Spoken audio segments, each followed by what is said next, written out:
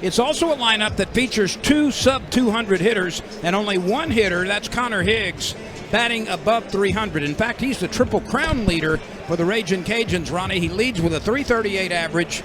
His 9 homers and 17 driven in, also number 1 on the team. So he is by far the best offensive threat for the Ragin' Cajuns. Yeah, Ragin' Cajuns trying to sprinkle those lefties throughout their lineup. You see 22 sacrifice bunts. That's 6th most in Division I. So, and look, LSU's not afraid to sacrifice bunt. We've seen that a lot more out of Jay Johnson this year. Ideal conditions, a few puffy clouds overhead to break up the royal blue, and lots of sunshine here as we start this game, and a nice crowd on hand.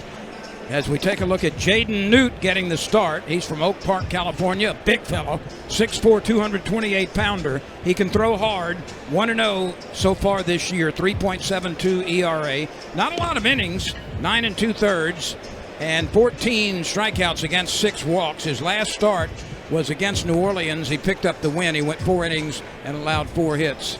Yeah. And he's given up 7 hits on the year. They stretched him out a little bit last week, let him go around 60-plus pitches in that ball game. So curious to see how they use him. He did not throw over the weekend at Texas, so he is rested and ready to go. 3, 4, 5 innings if need be. 80 glorious degrees right now. No chance of rain. The wind's out of the northeast at 6 to 10 miles an hour. That's blowing out towards center field, basically. It shouldn't be too much of an aid to the hitters right now, but just wonderful conditions here as we approach late March and get ready for the April part of the season. Ragin' Cajuns, 11-14 on the year. And Newt's first pitch is outside. Alex Ziegler is calling balls and strikes. Big Eddie Newsom is at first base. Ryan Broussard, the second base umpire. And Jeff Head is working third. That's a called strike. Jeff Head raised his right hand down at third base. So the count is even after a couple of pitches. Brooks Wright, one of those youngsters, they think he's going to have a fine career in Lafayette. He's a freshman hitting .284. He is not a home run hitter yet. 3 doubles, a triple, and 14 driven in. A pretty good number at the top of the order. Newt's 2-1 pitch is sliced foul. That's into the net on the left side. So you're going to see a fastball from Newt that's going to run anywhere from 91 to 94 miles an hour. He can touch a 95 for sure. But last week we saw a tremendous amount of that split finger pitch from Newt that's going to be anywhere from 85 to 88 miles an hour. He threw that at least 50% of the time against UNO. And if he can control that and the movement stays alive, that can be a wipeout pitch. But he goes 3-2 on Wright. There are 23 freshmen and sophomores combined on this Ragin' Cajun roster. The pitch, sliced foul.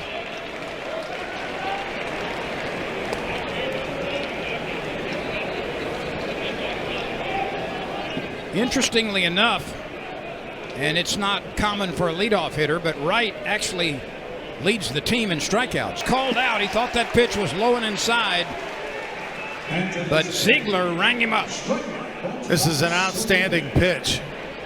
94 at the knees. You see the series history between these two teams. The 87th meeting between the Ragin' Cajuns and LSU. The Tigers lead the all-time series 58-28. Last year, LSU won a close one 5-4. The Ragin' Cajuns won in 2023. And the Tigers have won 8 of their last 12 meetings. And you see right there's the split finger. The bottom fell out of it, 84 miles an hour. And Owen Galt is another freshman, hitting .295. He's just a base hit away from 300. And Newt works ahead, 2 strikes. I twisted one a little bit right there. I had a little more break on it. It's, if you look at Newt and his mechanics and how nice and easy and loose he is when he throws his pitches. As expected, it was overturned. Braswell did everything he could. He got the benefit of the doubt on the initial call. But there's the freeze frame. You can see the ball not yet in the leather, and the left foot on the bag. Yeah, clearly on the green base. So back-to-back chops to the left side result in infield hits.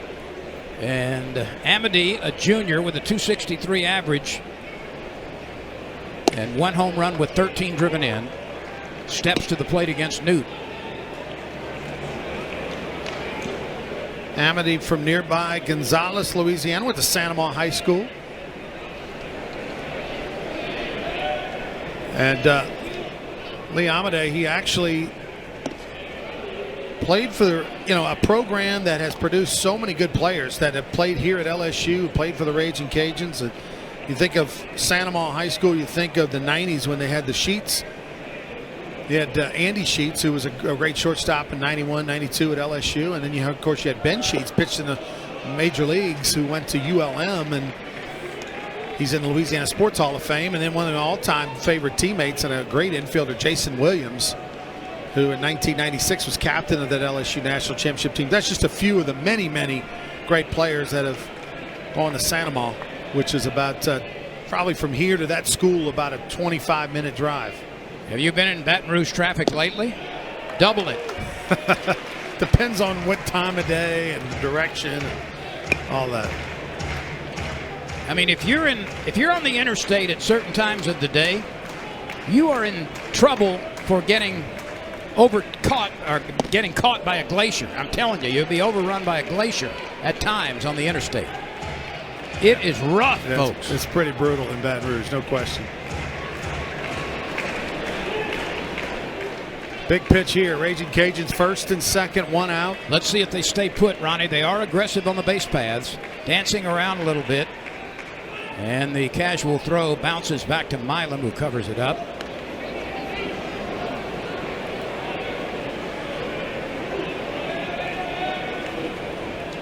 Newt got a strikeout against Wright to open the ball game, but back-to-back infield hits have put 2 Cajuns aboard. Newt with a long, just went awry. That's going to be a throwing error on Milam as he bounced. He was unable to field the ball cleanly. I thought he still had time, Ronnie, but he ditched the throw even after the pickup here. Yeah, Milam kind of rushed it, right? These Raging Cajuns run well, and that's one that Jones wishes he could have had back. A tough pick, but we've seen him make that pick a lot this year. And we kind of highlighted how, I mean, that's not going to go as an error. It's a ball in the dirt, but he's only had 1 error this season and has been really good with the hands over at first base. And that was one that couldn't get. Raging Cajuns get a run. And a strike to Connor Higgs, a dangerous hitter. Stephen Milam now 3rd error on the season. He had an error over on Friday night in Austin, Texas, and then that one right there, that's his 3rd. And Milam, who was almost perfect through the first 20 games or so, has committed a couple of errors uncharacteristically in recent outings. It's called the law of averages, Lynn. You can't play this game at this high of a level and just be perfect. You're gonna make mistakes. It's called minimizing those mistakes. Milam's been very, very good this year defensively, and just like most errors, it's the easy ones you make, and he's made so many great hard plays. The errors he's made this year have been the sort of the routine ones. Higgs checks in with 9 home runs. The rest of the team combined only has 12. So he is by far the most serious threat offensive error. And the Raging Cajuns take a 1-0 lead over LSU. This is the most potent offense to this point of the season in the Southeastern Conference. There are 7 players hitting 300 or better. The first couple are batting over 400, 420 each for Curiel and Jones. A very powerful lineup indeed for the LSU Tigers. Curiel, Jones, Dickinson, Fry, Milam, Brown, Arambide, Braswell, and Stanfield. Against the Texas Longhorns, they were 7 for 28, I believe. We'll go back and check that now. 7 for 27 with runners in scoring position. And left 25 on base. That's not common for LSU. Andrew Herman is the left-hander, Ronnie. Now, he pitched 5 innings on Friday in relief, so this is a bit of a quick turnaround for him. He's been troubled with injuries throughout his career, but he is a very dogged, determined left-hander who wants the ball in his hands, even though he has pitched with a handicap, some injuries over the course of his career. So I asked Matt Deggs, I said, tell me about Herman, and he said he's like a Jamie Moyer. Now you got to be 45 and over, 40 and over. Jamie was. To know Jamie Moyer. He pitched like till he was almost 50. Soft throwing lefty who pitched 20 plus years in the major leagues, and so. All right, so that's what you know, right? Mid-80s guy, just slower, but paints both sides of the plate, throws a lot of strikes, and keeps you frustratedly off balance. And he is known as a bulldog with the ball in his hands. He's given up 25 hits in 28 innings, so less than a hit per inning. 12 of those, however, have been for extra bases. Here's Curiel, who continues to shine at the top of the order. Without question, number 6 is one of the finest leadoff hitters in America. And you see the very good numbers, 420 batting average, couple of homers. And what I like is takes a lot of pitches, not only just as the leadoff batter at to start the game, but he just sees a lot of pitches, and law of averages say the more pitches you see, the better swings you'll make. And here he is, worked himself into a hitter's count, 3-1. He is the only Tiger that has reached base in every game this year.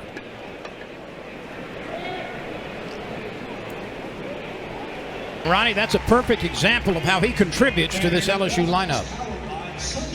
Wasn't outside by much, but it definitely was. You saw the catcher who's already set up on the outer third reach out to the left, and that's a sign that the ball's off the plate. Curiel now has reached base in 26 consecutive games, and this brings on Jared Jones, who, like Curiel, is hitting .420.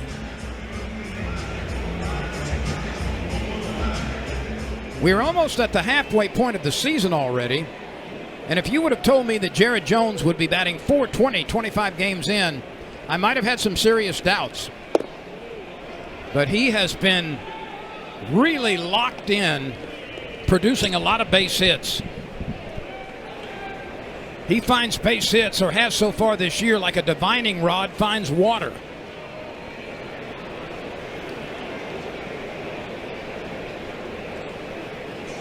How about the top 3 batters in this LSU lineup? Curiel, Jones, and Dickinson. All 3 have an on-base percentage over 500. Connor Higgs for the Raging Cajuns has a .476 on-base percentage, which is their tops. No one else on the team has anything over .391 for the Raging Cajuns. LSU, every single batter in their lineup has an on-base percentage better than .391, which is Caleb Stelly. The only player not, Braswell's over .305. But I mean, that is outstanding stuff. And why LSU is one of the top teams in the country at scoring runs per game is because of that high on-base percentage. Jones is coming off a 6 for 15 performance against the Longhorns with a double and 3 driven in. LSU won the first game of that series and dropped the last 2. If I'd have told you that Jared Jones would have 6 hits against Texas but only 1 extra base hit, you probably wouldn't have believed me. And 6 hits and his average dropped. That's one down the middle. Jones appeared to be taking all the way, 3-1. 2 infield hits and an error produced a Raging Cajun run in the top of the inning. But so we'll sort this out. Our vantage point did not allow us with the naked eye to see what happened in the corner. I thought he Let's caught take it another with the look at naked this. eye. All right, here's a fly ball to Jay Johnson to play in the outfield. He's got so many choices. Obviously, got to have somebody DH as well. Friday night is DHing and comes through with a big clutch double. So Dickinson doubles into the right field corner. Fry promptly follows with a double to the left field corner. And here is Stephen Milam. Steve Reich on a twister. Milam, against left-handed pitching, is batting a whopping .393. He's hitting a very tidy and solid .350 against right-handers. So from either side, he's been good. There is bullpen activity. A right-hander is throwing for the Cajuns. Now, I don't think they expected to have to get Matthew Holzhammer up in this game in the first inning. I mean, when I asked Matt Deggs how long are you going to allow Andrew Herman to pitch tonight, is there sort of a limitation? And he said no, as long as he can go, as long as he's doing well. Well, he went 5 on Friday night in relief, and he gets to start here on Tuesday.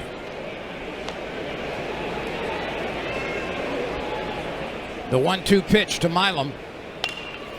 That was an off-speed pitch, and Milam slices it off foul.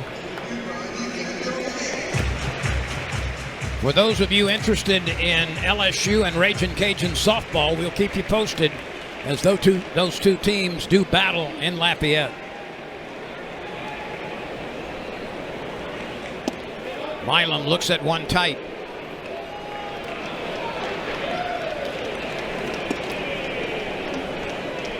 On the softball field in Lafayette, the teams are tied. Nobody has scored. It's in the bottom of the third.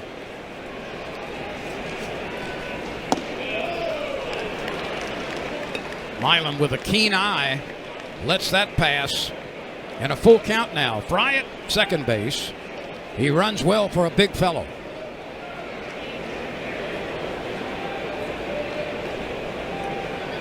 Nicked the inside corner. Excuse me, Milam is called out on strikes. That nicks the inside corner. Let's check it defensively. Higgs and Wright are on the corners in the outfield. Hepworth is the center fielder. Cuff and Ardouin are the middle infielders. Galt and Arambide are the corner infielders. And Jose Torres is behind the plate with Herman, the left-hander, on the mound. So Milam was unable to move the runner Fry from second base. And here's Jake Brown. Ronnie, you talked about him in the open, about how his movement upward in that batting average has been quiet, and we put that in quotes. But he has certainly been a part of LSU's SEC leading batting average. Yeah, just kind of, I guess, has sort of quietly, you look up, 373 and top 20 in the SEC, been playing in every game, and a guy who is, I guess, out of high school, was a left-handed pitcher prospect. That never happened. They never even put him on the mound, and he has settled in really nicely as a hitter, and is battling in that outfield. I mean, a packed outfield that has Chris Stanfield, the Auburn transfer, and of course Derek Curiel, and now Brown. But then you throw in Fry. We haven't even talked about Ashton Larson, Josh Pearson, a senior who's been so big. I mean, there's so many options offensively for Jay Johnson to be able to either play lefty-righty, or if someone has a bad couple of games, you throw somebody else in there. But we know who's not coming out of the lineup in the outfield, and that's Curiel. Yeah, he's definitely going to be in there for 3 years. A walk, a double, and a strikeout. LSU 3, the Ragin' Cajuns 1. Fry takes a moderate lead from second base. Brown lifts one on the infield to the right side. And that is squeezed by Ardouin. So Milam and Brown fail to move Fry, and now there are 2 outs. That was a big pitch by Herman. Went with a 3-2 breaking ball, and Brown got jammed on it. That was a big out.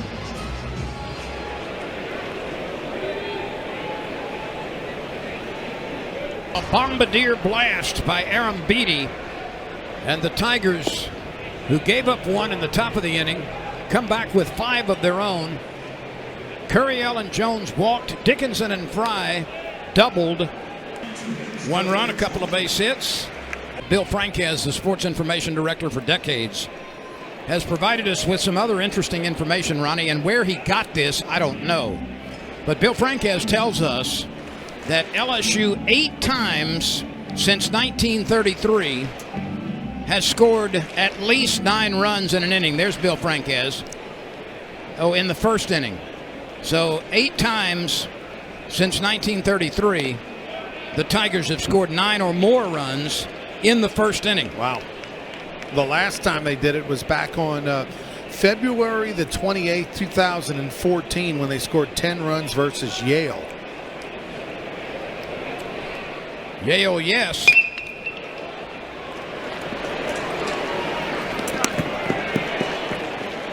Cuff turns it into an out.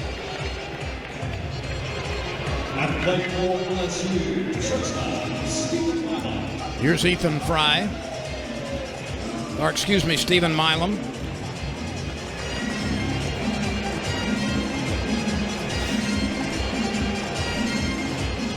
Milam struck out looking, something that he rarely does, back in the first inning. That was against the left-hander. This is Holzhammer. And that turns turns Milam around. Jake Brown is on deck.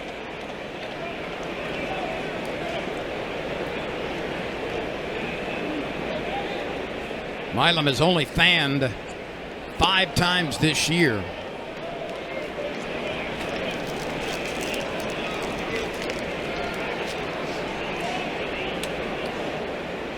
Two runs, 4 hits early for the Cajuns. 9 runs, 6 hits, 1 error for the Tigers.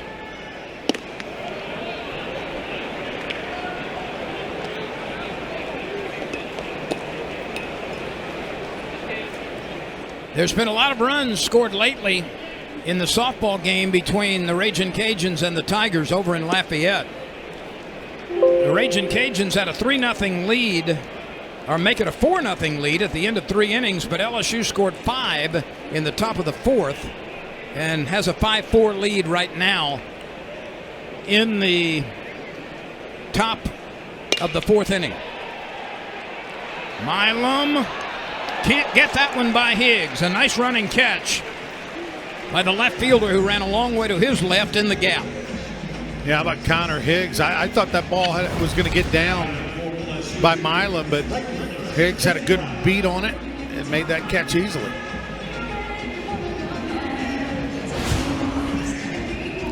And you see Higgs out there, who's had a fantastic season offensively. He's from Texas City, Texas. So Jake Brown comes to the plate. LSU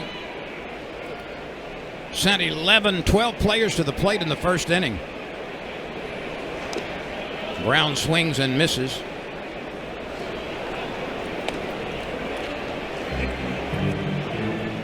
One homer, 19 driven in.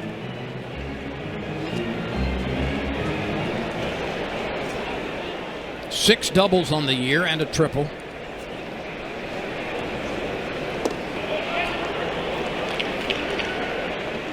One and two.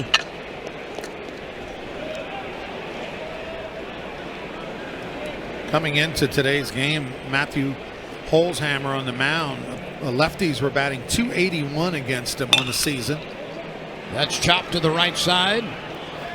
Ardoin's got it and turns it into an out. It's a 1-2-3 inning. Yeah, very nice inning. Only 3 weeks away from being healthy, or as healthy as they can be.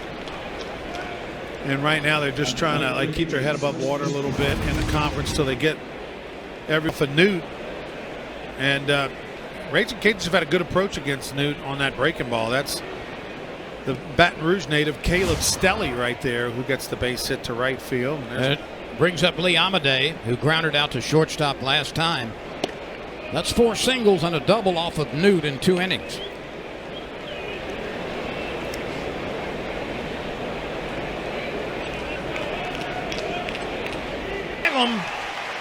Didn't have to move much.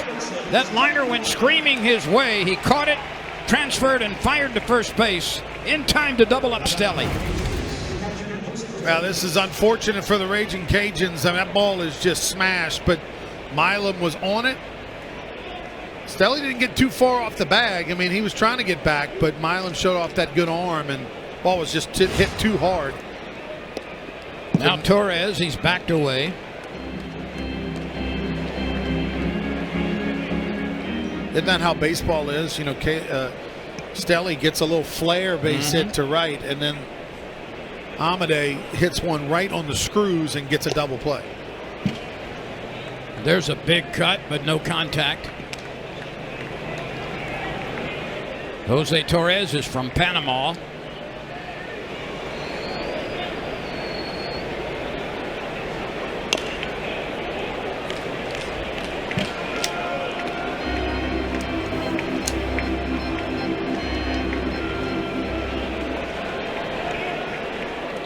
Newt working with a 7-run lead.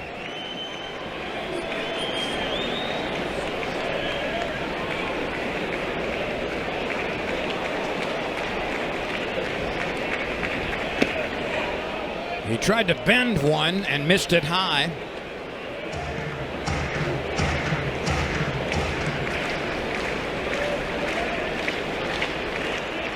Left fielder Curiel is deep and straight away. Center fielder Stanfield is a couple of steps to his left, and likewise for Jake Brown in right. The gap, if there is one, is in left center and down the line in left.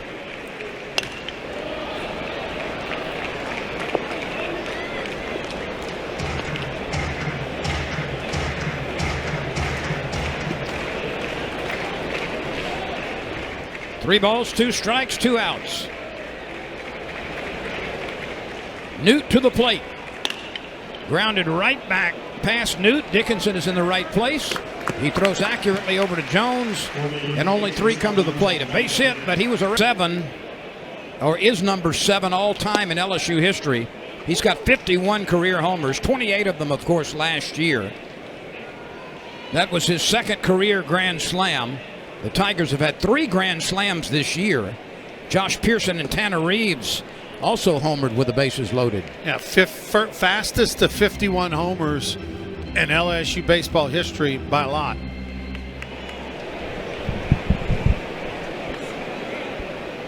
Arambide waiting for the 1-1 pitch. Just off the mark.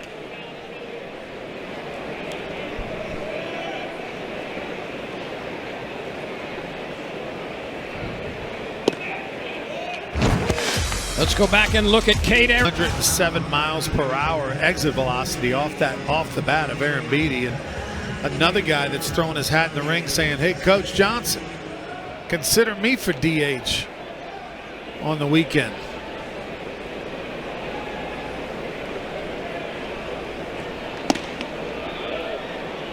LSU sent 12 Tigers to the plate in the first. They went 1-2-3 in the second, and Arambide has opened the third with a ringing double down the left field line.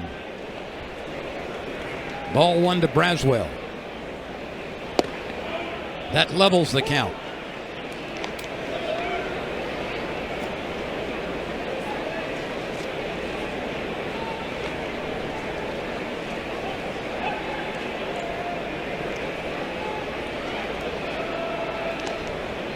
And the pitch is tight. That one didn't bend. There's a left-hander in the Cajun bullpen, but not throwing with any urgency at the moment.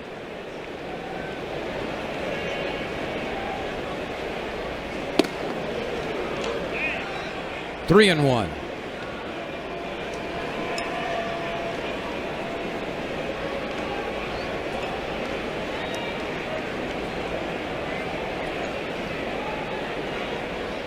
Braswell draws ball 4, a 5-pitch pass. 2 Tigers aboard, nobody out.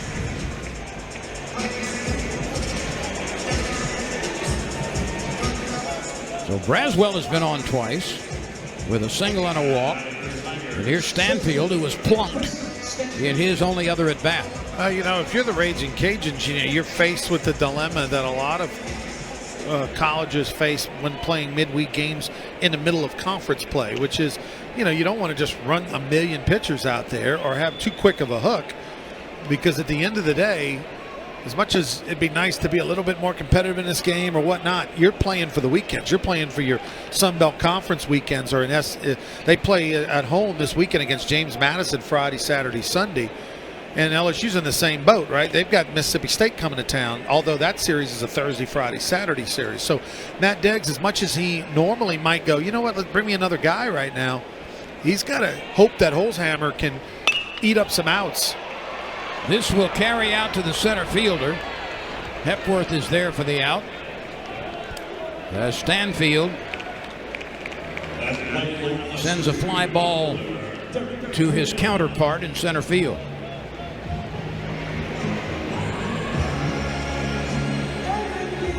So back to the top of the order we go, and this is already the third at bat for Derek Curiel. He has walked and he has bunted his way aboard. He has scored twice. LSU has extended its lead in softball 6-4 now over the Cajuns in Lafayette.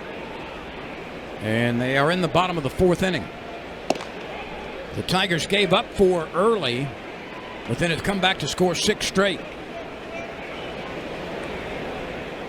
Avery Hodge has had a 2-run home run for the visiting team.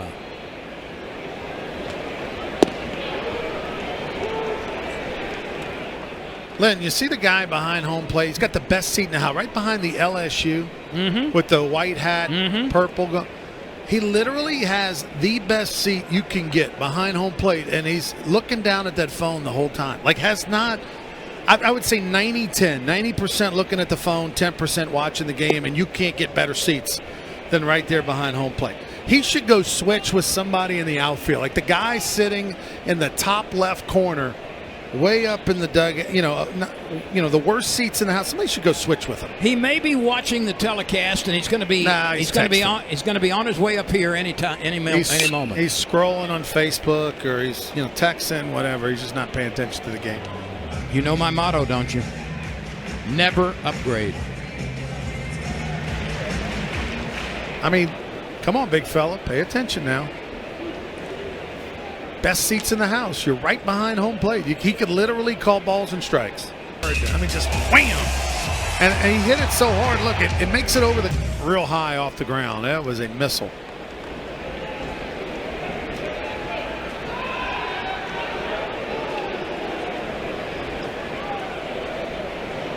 Arambide, a little bit fell asleep, maybe just a tad out there. Second base with 2 outs and a 7-run lead. Jones with 9 homers. Dickinson 3 back of that. Milam has 5. Dickinson's been stuck on that 6 number a while.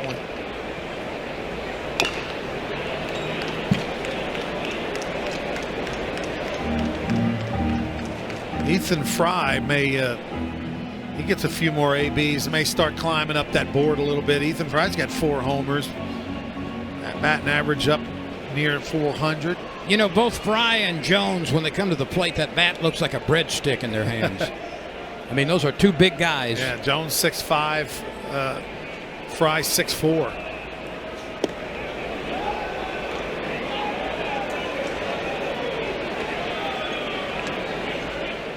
Mississippi State comes calling this weekend.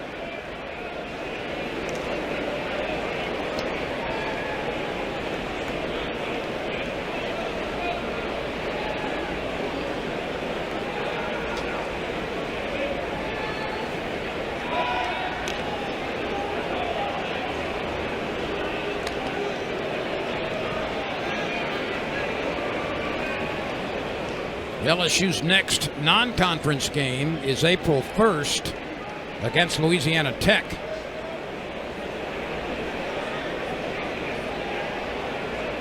The 1-2 pitch to Jones. That one twists outside. That's a pitch Jones might have swung at a couple of years ago, Ronnie. Yeah, the strike zone recognition just gets better and better each and every at-bat. It's like an AI computer. The more pitches he sees, the smarter he gets. Here's the 2-2. Now the runners will have the advantage of leaving their bases with 2 outs on a 3-2 count. Arambide at second base. Braswell at first. Dickinson is on deck should the inning continue. Here we go. Ball 4. The bases are loaded. So Jones reaches for the third time. He has walked twice and ripped a grand slam home run. And here is Daniel Dickinson from Richland, Washington. 1 for 2 with an RBI. He knocked in a run with a double back in the first and flied to center field last time. This is already his third at bat. The pitch. Ball 1.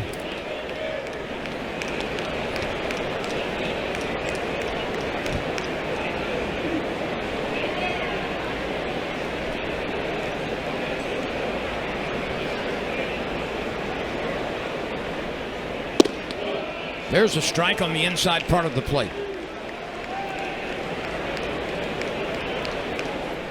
Dickinson has been really good with the bases loaded this year. He's 4 for 7. And Ronnie, over that stretch, he has knocked in 8 runs. There you see Daniel Dickinson. That ball down in a slide a year ago. The right fielder for the Raging Cajuns, Brooks Wright, was well over there, but with the new stands being literally about 2 feet from the foul line, he had to slide and couldn't come up with it. Dickinson pops this one up off the handle. And it is runs they scored was unearned. He did not walk a batter. And he's gone after 3 innings as the starter. So now it's Schmidt. Schmidt, who through his first 1, 2, 3, 4, 5 appearances on the season, Lynn, had walked a total of 3 batters and struck out 16. His last 2 appearances, 1 inning against Missouri and a third of an inning against Texas, he's walked 5 and struck out 1. Well, Higgs can do it with the long ball. He leads the Raging Cajuns with 9 homers, and then can show you he can handle the bat as well. This is a perfectly executed drag bunt. You could see it. He looked like a softball player. He was already kind of starting up and out the box as soon as he made contact. Well, that's 6 base runners via the base hit, 5 singles, and a double by Ardoin at the bottom of the order. That knocked in a run. Here's Hepworth. He had a base hit and scored in the second. Schmidt to the plate, over the top, misses high and away.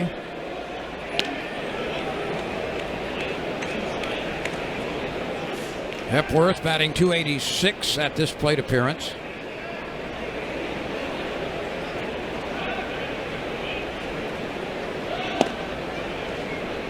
That's a strike.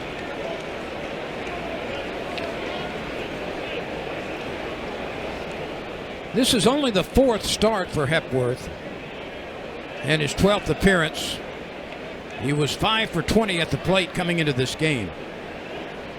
All 5 hits were singles.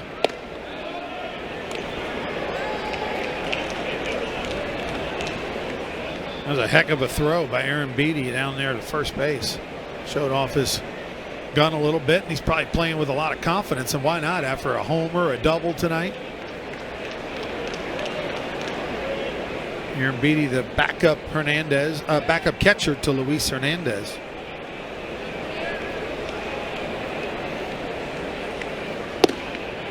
That's a mitt popper for a strike as it grazes the edge.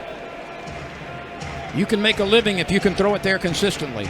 Well, that's a pretty good, impressive numbers right there. 43 stolen bases already this season. That's tops in the Sun Belt. Higgs has attempted 8 steals. He's been good on 4 of them. Dickinson, Milam, not in time at first. A 4-6 fielder's choice.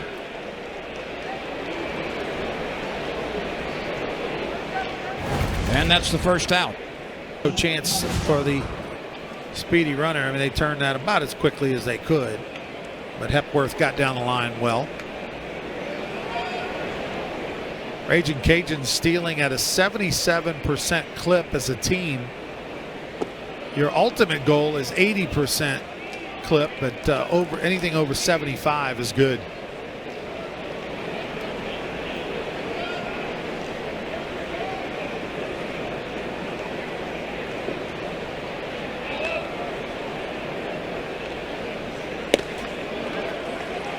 Cuff can't find it.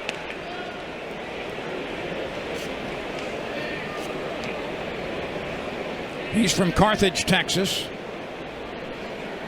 1 out, 1 on, 1 ball, 1 strike. LSU 9. All the runs coming in the first inning. The Raging Cajuns 2. Schmidt is working ahead. That time Schmidt was able to get over the top and drive that ball down in the zone. It jumped out his hand at 93. And now Matt Diggs will take advantage of an offensive timeout. Remember Matt Diggs, you see him, the head coach, coaching third base. You don't always see that. Kind of a coach's preference, but he kind of made a name for himself back in 2014 with the Raging Cajuns as their hitting coach when they were one of the top home run hitting squads in America, hosted a super regional where they fell to the Ole Miss Rebels. And then from there, he became a head coach at Sam Houston before taking over for the Raging Cajuns a few seasons ago after the untimely passing of Tony Robichaux.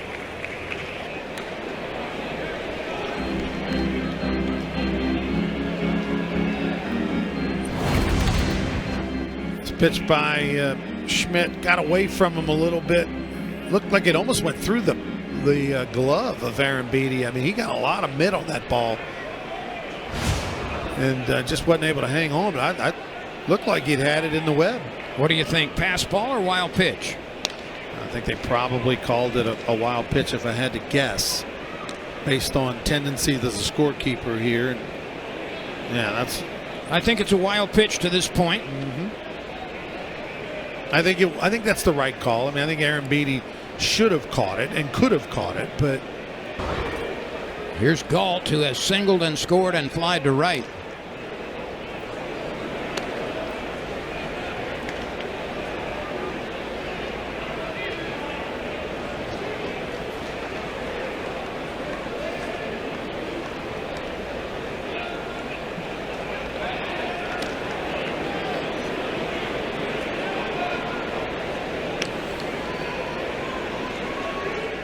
By the way, Brooks Wright right there at first base. You think he's not going to be intimidated by William Schmidt. They were teammates at Catholic High in Baton Rouge.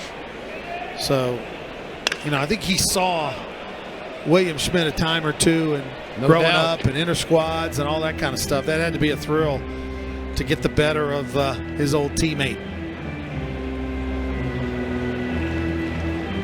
Galt at the plate. He's out of Lake Charles. Each team has 7 hits. One of the principal differences in the game, the Tigers have 2 home runs, accounting for 6 runs. The grand slam by Jones and the 2-run homer by Arambide in the first inning.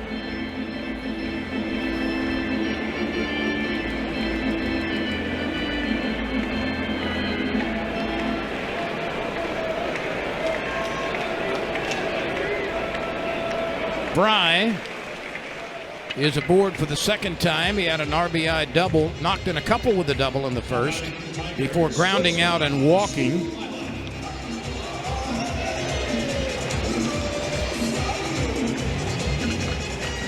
LSU has scored 9 consecutive runs, 9 unanswered after trailing 4-0 in softball. And the Tigers have a 9-4 lead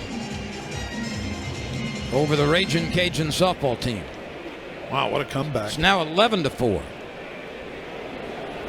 So LSU's offense, which was stymied in the first half of the game, has found itself in the back half of the game. Here's Milam, 0 for 2 today. He's got a 5-game hitting streak. There's Matt Deggs out to sort of calm down Mandino a little bit because he needs something out of him. Maddox Mandino, by the way, offensively this year, 31 at-bats, hit .226 with 1 home run. So he is a true two-way guy, and you can see he's got a good fastball. Man, touched at 91 miles an hour. Just has to command the zone better.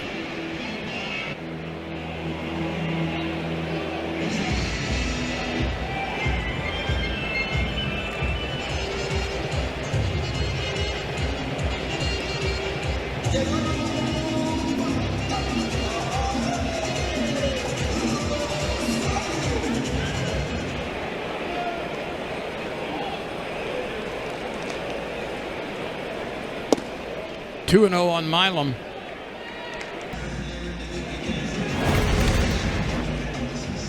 Fastball, just trying to figure out a way to get a strike here. The ball sort of leaks back towards the middle, and Milam is on it. LSU has 8 hits, and many of them have been very loud.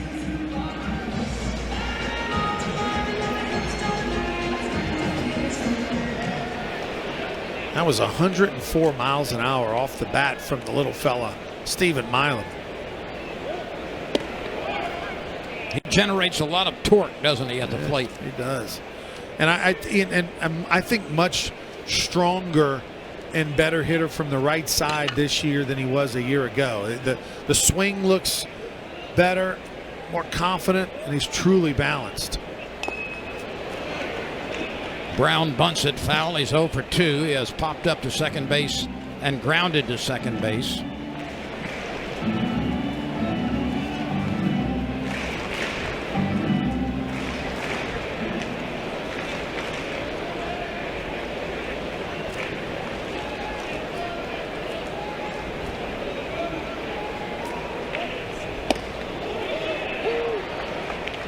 Brown falls behind. Let's see if the Tigers try to bunt here with 2 strikes. Brown has 3 sacrifice bunts this season. Mandino checks the runners. Now to before it got to the catcher's glove, that's the question, but an excellent 1-2 breaking ball. Now here is Cade Arambide. And Ronnie, what I'm about to tell you is awfully bizarre. He's got 2 hits today, a homer and a double, okay? Coming into the game, he had 4 hits, 2 homers and a double. So he's got 6 hits now, 3 homers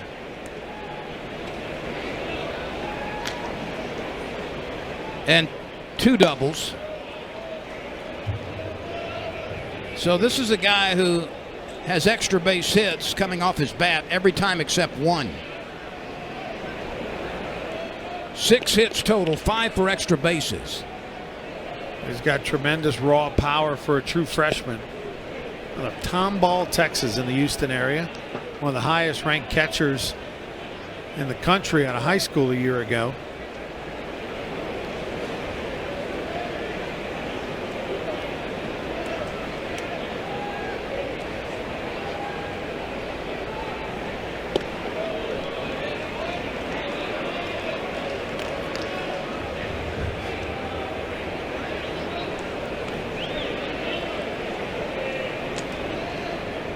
Arambide waits, and we're going to have a new pitcher for the Cajuns. Aiden Grab is the new pitcher. So Grab, who's another freshman, a right-hander, will replace Mandino, and we'll come back with more from Alex Box Stadium, Skip Bertman Field. LSU of the 7 hits that have been allowed by Grab have finished over the wall, giving up 3 homers. Bases remain loaded.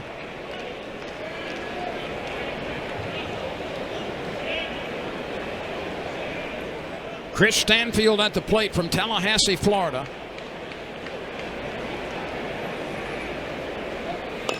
The bunt is on, and it's pushed foul.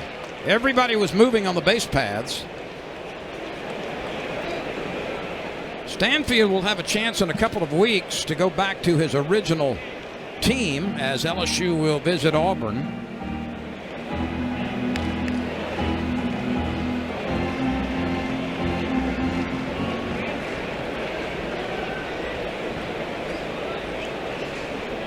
Stanfield was hit by a pitch in the first and scored. Now the 6'5" freshman righty out of Mandeville High School flips a big breaking ball in there. The former Mandeville High skipper. Just Stanfield out in front. The change of speed is what got him.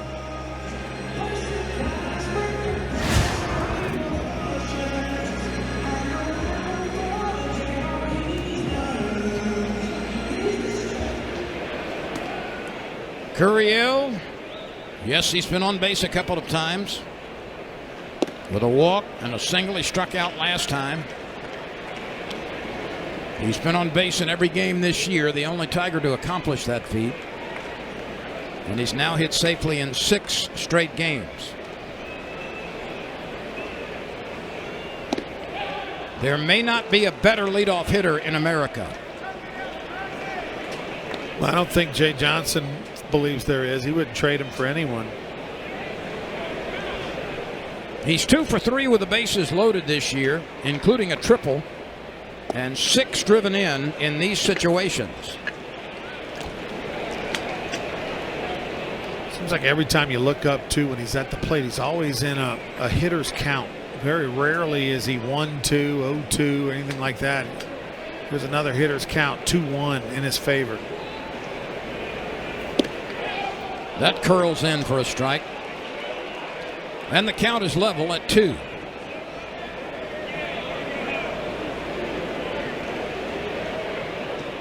Ten to 1 Tigers, 9 in the first, 1 in the fourth. 2 outs, bases loaded.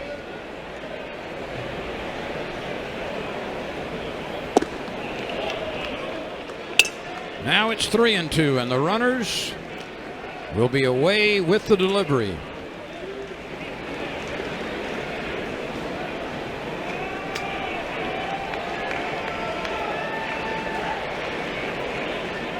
Can Curiel extend the 6-run lead? We'll find out right now.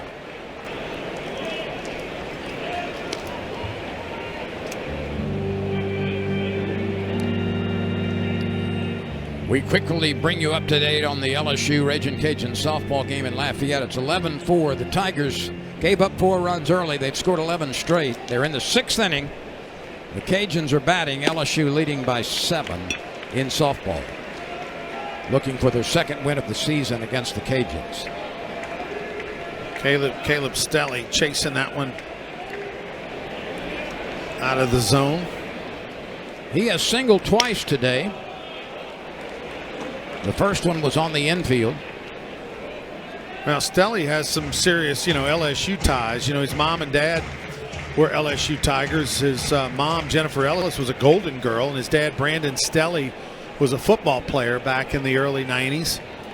And his maternal grandfather was also a relief pitcher for the LSU Tigers. So he grew up an LSU fan, went to Parkview Baptist High School, one of the great high school baseball programs here in the city. But has been a very good Ragin' Cajun now in his 3rd season.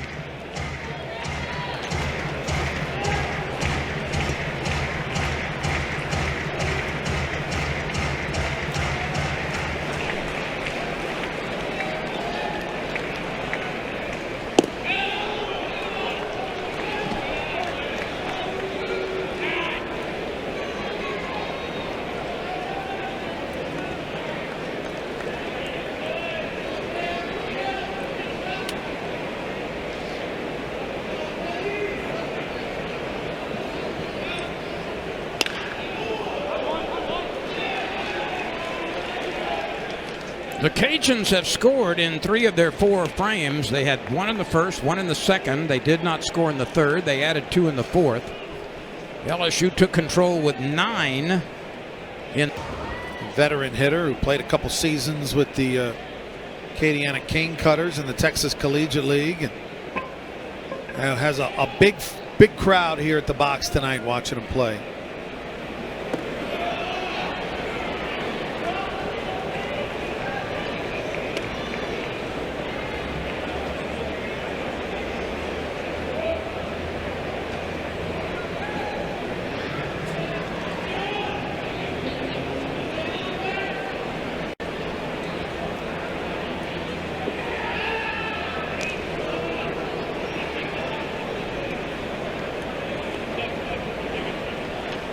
Arambide, you see him over there. His dad, Jody Arambide, is an attorney over in the Gonzales area. Gaucher and Arambide, folks that are familiar with Legion baseball over the decades, they've been a big sponsor of the Ascension Parish Legion baseball team for many, many years, and have had very good players go through that program and go on to play college and professional baseball. And their support, no doubt, appreciated by that community. Torres is 0 for 2. He's reached on an error and grounded out to second base. He has come from Panama to play baseball in Lafayette. 3-0. 1 out, and Arambide at second base. There's a strike. A friend of ours, former Hall of Fame coach, used to spend a lot of time in Panama, Roger Cador. He used to go around recruiting in Puerto Rico and the Panama area to bring players to Southern University back in the day when people really weren't doing that very often. Jake Brown is calling for it in right field as he hustles toward the infield, and he makes the play.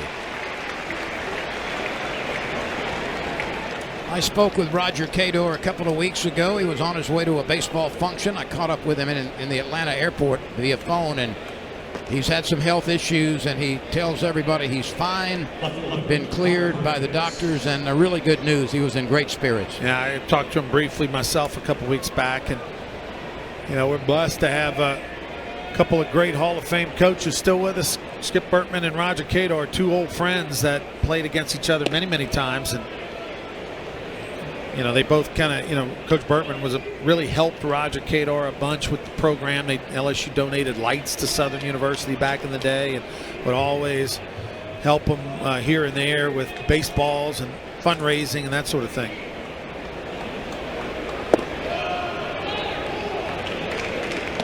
Of course, former Southern University baseball coach Carrick Jackson is in the SEC. He's the head coach of the Missouri Tigers. And like Texas A&M and like Florida, are off to an 0-6 start in conference play.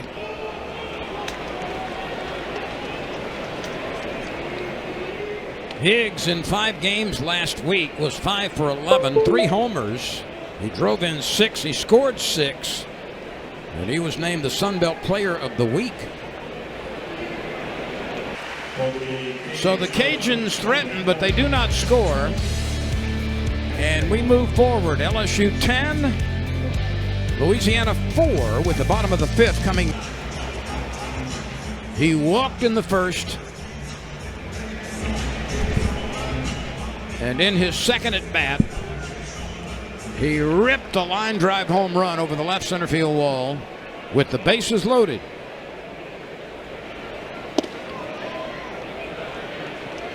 In his next at bat, he walked. He's been on base 3 times.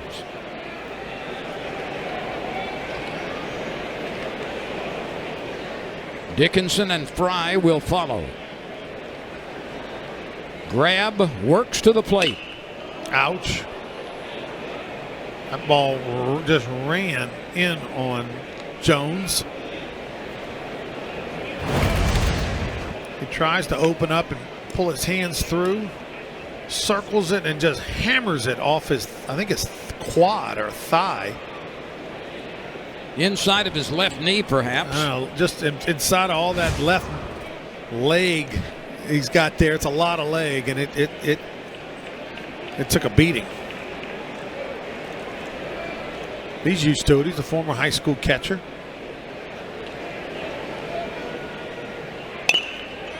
I don't know that you ever get used to it.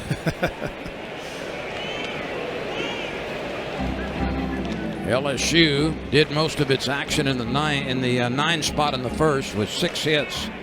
Since then, 1 run, couple of hits. They've walked 4 times. That's over the course of the last 3 innings. They've had base runners, just haven't been able to really break open the big inning. Jones is so much better at this point in his career in recognizing the spin on those breaking pitches and allowing them to carry themselves out of the strike zone.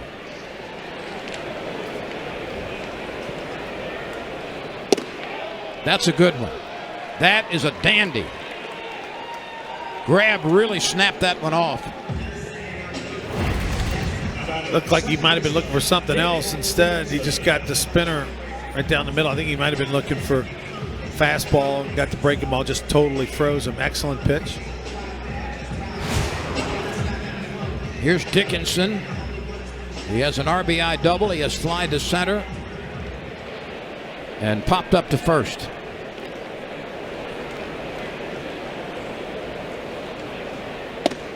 Dickinson has now hit safely in 4 straight games. We've got SEC scores to pass along. We'll hurry through them. Auburn is beating South Alabama. It's in the 6th inning. It's 9-2. Georgia defeated the University of West Georgia 13-6. Florida is up by 1 in the 9th against Florida State. It's 4-3. Gators lead Florida State by 1 in the 9th. Xavier is shutting out Kentucky. That's a bit of a surprise. It's 6-0 in the 7th. North Carolina 5, South Carolina 3. That's in the 6th. Vanderbilt is blanking Eastern Kentucky 6-0 in the 6th. Arkansas 8, Missouri State 7. That's in the 6th. Mississippi State 4-1 over Samford in the 6th inning. Alabama and North Alabama tied at 2 in the 6th. Texas A&M 6, Houston Christian out of the Southland Conference.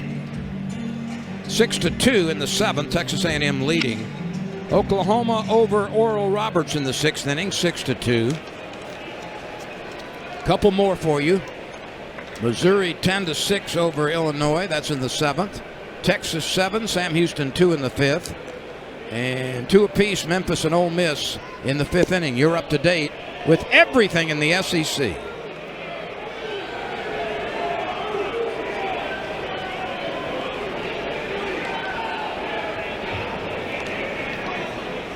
Ethan Fry with a count of 1 strike.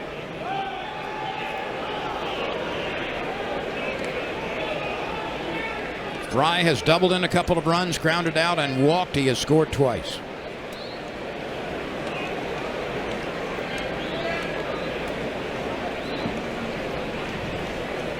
Ball it looked like he would have been out if he would have held on to the baseball. So Dickinson was a little up the line. Dickinson gets the stolen base. That's his 3rd of the year. Pitch is down. Watch right here. They got him, but the throw is up the line. Shortstop's not able to hang on to it. The second baseman not able to hang on to it. Fry takes a big swing and nearly hurled himself to the ground with that one.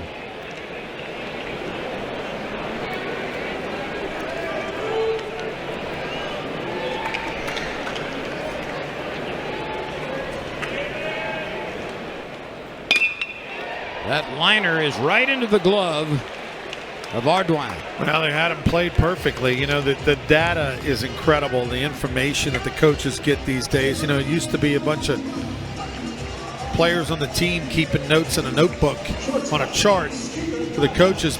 And that was good stuff. But now they got every piece of information, every game that they play, no matter who, what. It's on a computer, and they know certain percentage of the time against these types of pitchers where the ball's going to be, and they had him positioned perfectly. Here's Milam. He's 1 for 3.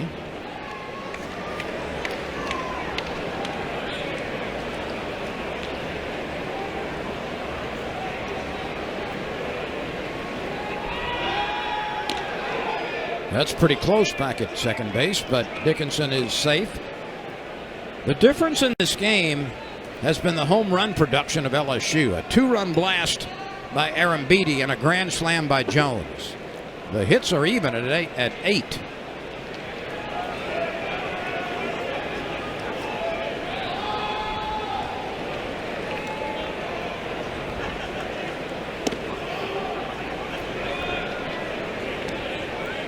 Milam and Curiel in particular have very similar approaches at the plate. They are keen-eyed, patient, and certainly can get down in the count and rally from that. Look out.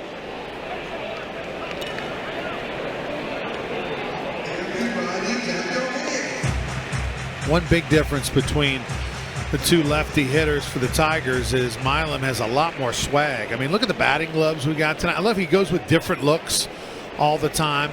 This year rocking the pink arm sleeve. I don't know if that's a tribute to Tommy Tanks or what, but we're going different batting gloves. Oftentimes he's got different types of shoes. He'll paint it, he'll color his hair different colors. And if you want to know what the trend is, just go to any travel ball baseball tournament in the state of Louisiana, and all the kids are copying Stephen Milam. So is he the Kim Mulkey of the baseball team?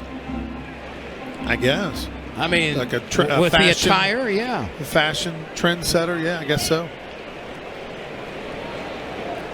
He is definitely a fan favorite of the 14U. Arambide can really swing it. We know the offense is ahead of the defense at this point in his career.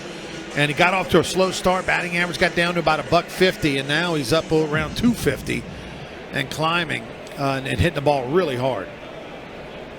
He's at 259 at the moment, and that's pretty good stuff. Braswell waits, and a curveball is over. There is a 10-run rule in effect tonight. Tigers lead by 8. 9 in the first, 1 in the fourth, 2 in the fifth for LSU. 1 in the first and second innings for the Cajuns, and 2 in the fourth.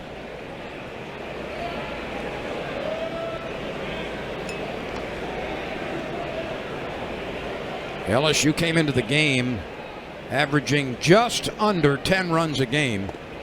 That was good enough for 5th place nationally.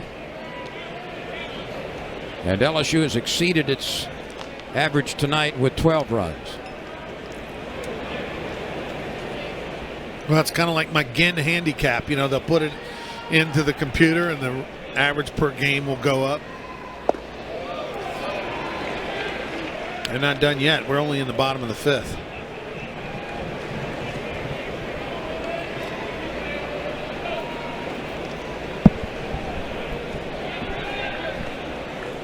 It's a hitter's count for Braswell, and he draws a 5-pitch walk. He's been on base 4 times tonight. A base hit, a couple of walks, and hit by a pitch. Now we might see a pitching change here. The Cajuns do have a reliever up. Actually, this is a Gunnar Leger 2-out, bases loaded, hey man, I need you speech. He told the infielders off, told them, go away, let me have this conversation one-on-one. I actually like that when pitching coaches and head coaches do that, because sometimes you need that private conversation between a coach and a pitcher, and you don't need all your teammates hearing it. He's going to leave him in there.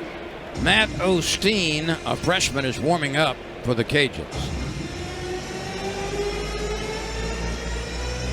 What a unique, tough spot for visiting teams to get loose here at the box. It's a brand new bullpen for LSU. It's a condensed small version. It used to be, the field was wide open, but now they're in this little concrete box with fans behind the catcher, fans on the side of them. It's a difficult spot to be. Look at that. I mean, it's a very small spot and a different look for the pitcher who's on the mound who sees fans behind the catcher. You're not used to that. So close. You could pitch popcorn on them if you wanted to. Well, and you know, this is a midweek game, and the Tigers are up 8 and all that. But imagine in May, SEC regionals, packed house, a lot on the line. I'm sure that's a tough spot for a relief pitcher to get loose. Right, they got it right quickly. Second time Stanfield's been hit. Yeah, that was the best look right there. That angle, you can clearly see it. That it hits him straight on the elbow. That was the Hawkeye look, the new SEC camera review system that everybody's using. So how many hit by pitches is that? 3? So 9 walks, 3 hit batters for Cajun pitching through 4 2/3 innings today. And the new pitcher is Matt Osteen.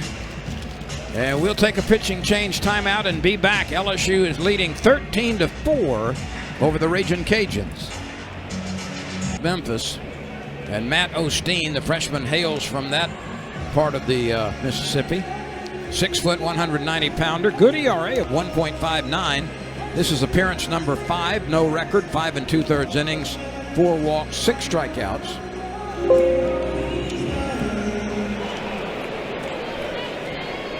Yeah, opponents are batting under 200 against him. In small sample size. Curiel at the top of the order. Bats for the 5th time already. He has walked, bunted his way aboard, struck out, and ended an inning with a fielder's choice. He's 1 for 3, 1 for 2. I beg your pardon, 1 for 3 officially, with 2 runs scored. You know, the Ragin' Cajuns have run out a lot of young pitchers tonight. Obviously, it's what you do oftentimes in midweek, and especially if you've had a few arm injuries on your staff. But these young pitchers are adrenalized playing here at Alex Box Stadium, as you could expect them to be in front of this big crowd, top 10 team in the country, and the rivalry and all that. But adrenaline can work against you sometimes. Sometimes it can help you perform at a high level. Sometimes it can be, you know, it's hard to control. And you see just all the top 10 rankings by the freshman phenom. That's not freshman rankings. That's tops in the SEC. On base percentage, batting average, walks, top 5, hits 7th in the league. And what's more impressive about those numbers by Curiel is that in a league where it's transfer portal heavy, you got a lot of veteran players. You got a 3- and 4-year college guys that are coming over from other schools that have been very successful. You know, to see a true freshman at 18, 19 years old step up and compete with those older hitters. Ashton Larson is coming to the plate. So Larson is going to get an at-bat here. With 2 outs and the bases loaded, LSU leading 15-4. This is the second most productive inning tonight for LSU. 9 in the first and 5 additional runs in the 5th. This is only the 25th at-bat of the season for Ashton Larson. That is a surprise considering how good he was a year ago, where he kind of about a quarter of the way into the SEC play became an everyday player for the Tigers and was one of their best hitters the rest of the season. Out of Overland Park, Kansas.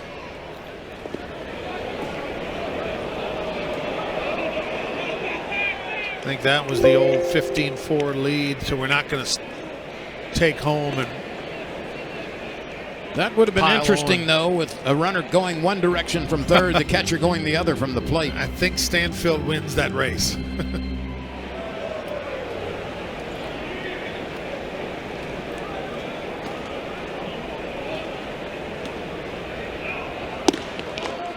That's a strike.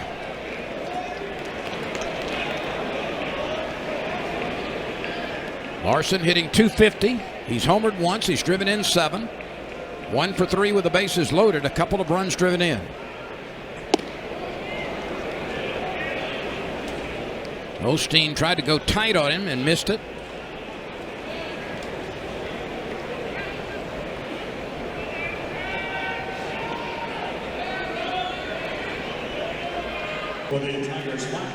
But the Tigers pick up 5 more runs, and they did it with only 2 base hits. And we move forward. LSU 15, the Raging Cajuns 4. And Ashton Larson stays in the ball game and goes to right field. The Dallas Baptist University transfer, 6-foot junior righty, who pitched over the weekend, went an inning and 2/3 at Texas, gave up 3 hits, 2 runs, didn't give up didn't strike out anybody or walk anyone. You see the ERA 6.52 on the season, 9 2/3 innings pitched, 9 Ks, 7 walks.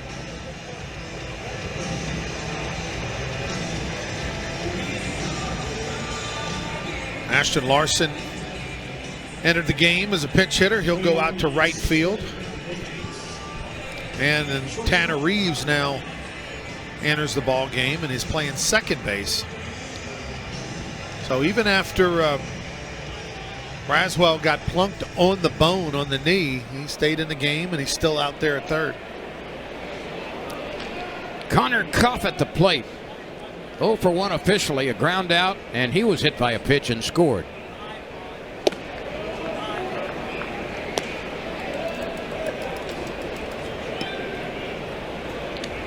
So it's Larson in right field, and Reeves is the second baseman.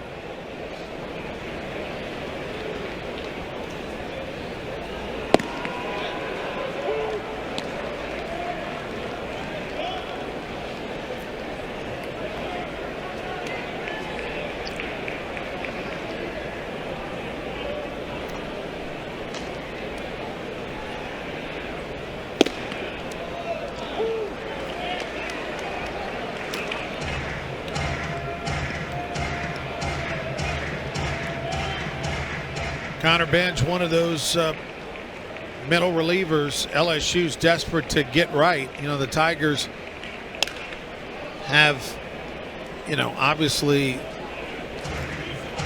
have their starting rotation. They've got the back end sort of figured out with Case and Evans and Zach Cowan, who are as good as anybody in the country on the back end of the bullpen for LSU. But it's that middle part. Isn't that amazing? If you've just joined us, the difference is the grand slam home run by Jones and a 2-run home run by Arambide. Well, each team has 10 hits, but it's the story of the extra pitches, right? Oh my! LSU, yes. They walked a batter. They hit a batter and walked a batter on the game, but for the Raging Cajuns, they've hit 10. Walk 10 and hit 3. Right. I mean, that's why the score is what it is. It's not just the 10 hits. Check that. They just walked another 11 walks for the Raging Cajuns and 3 hit batters, and we're only through 5 innings.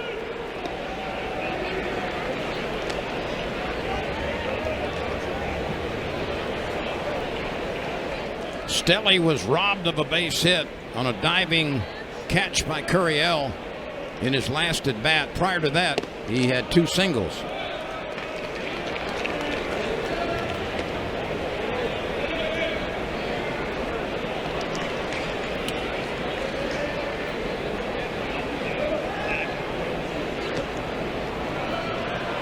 If you're working on commission tonight in the concession stands, you're doing okay.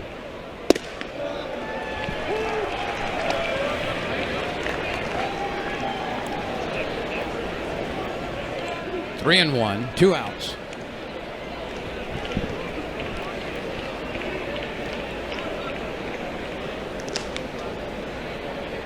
Mouton. Okay. Wilt Mouton. Okay. The Gatorade High School Player of the Year in basketball. In high school, by the way, played basketball and baseball at LSU. Many others, but I'll give you one of Mikey Matuk, one of the fan I favorites. saw him a few days ago. Yeah, he's a former St. Thomas More Cougar. So. All right, now this is John Pearson, going to bat for Milam.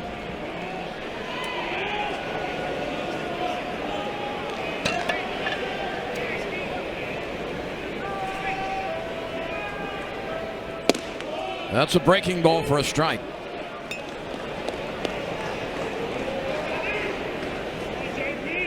Georgia beat West Georgia 13-6.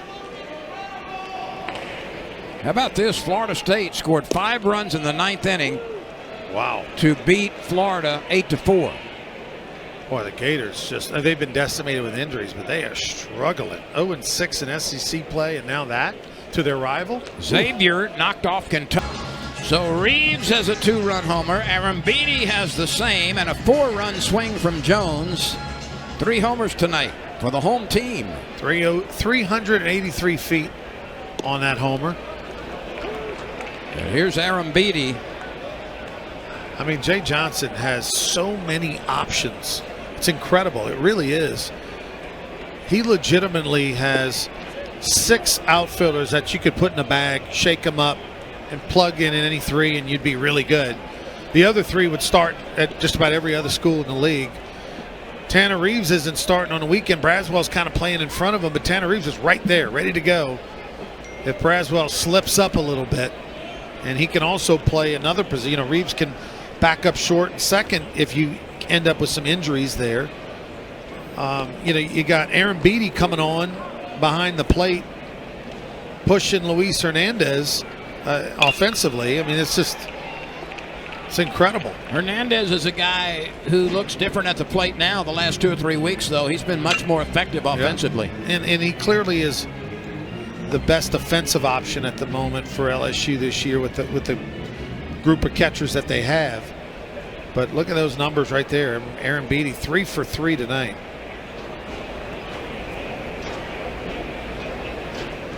He's got that same stance that Jones has, that Fry has, that Cruz had. You know, kind of.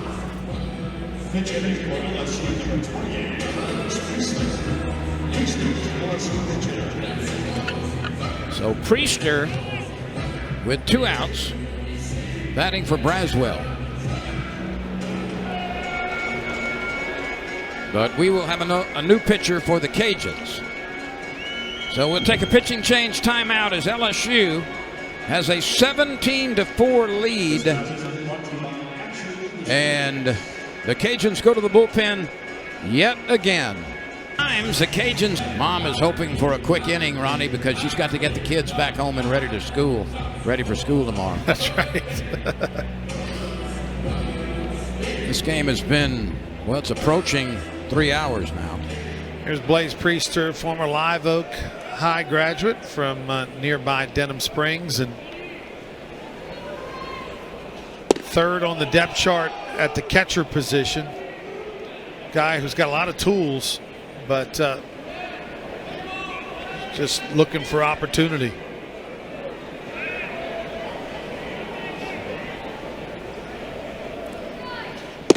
He's had 5 official at-bats. He's looking for his first base hit. I'll tell you what, you know, he hadn't had a at-bat in a while, and you come off the bench against Matt Gaither pumping 94 from the left side. You're like, thanks for letting me face this guy. That's going to be an error, as Ryan Costello could not handle the throw from Hogg. Yeah, David Hogg, the 2nd freshman, enters the ball game, and the slow chopper, he kind of had to field it quickly and fired. The throw pulled Costello off the bag. Mark Collins will hit. It's an error. Let's see against whom they charge it. I would think the throw. Drew Markle is going to run at first base. Was that an error on the throw or the receiver?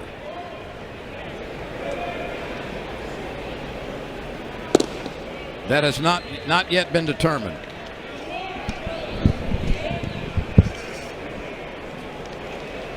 Collins out of Opelousas.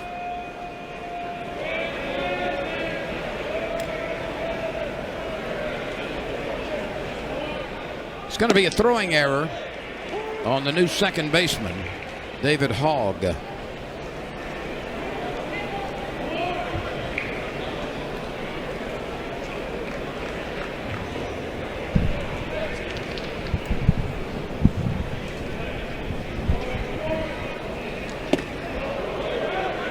Collins turns away.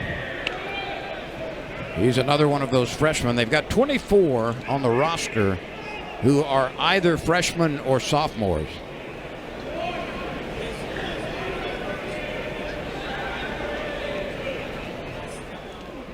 And Rizzi throws that one out of the reach of Priester.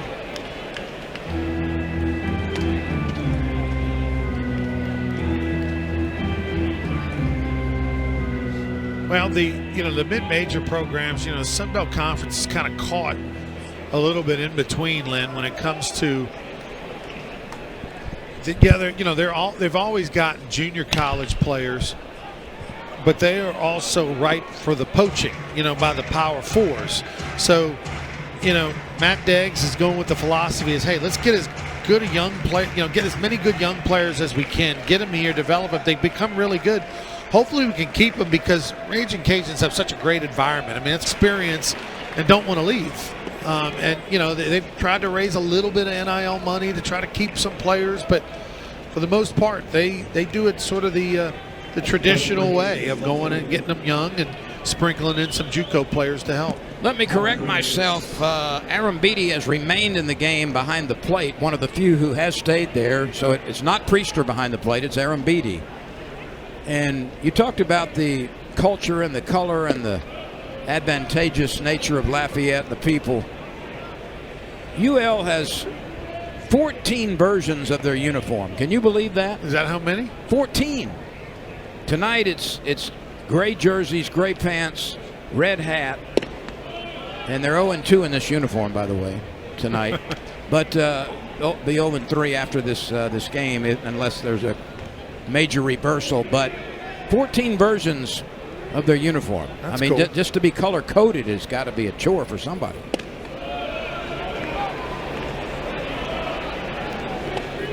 These are the things you look for in a 17-4 game. It's a very good stat. I wonder how many LSU has if they have 14.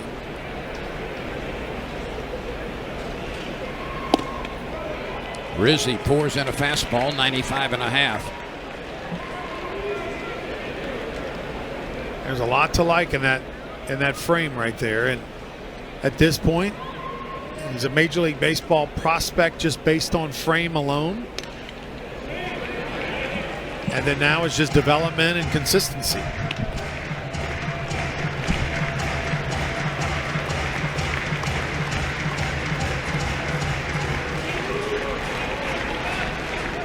A 3-2 pitch by Arambide. That was a 2-run shot. Another by Jared Jones. That came with the bases loaded. Second highest run total.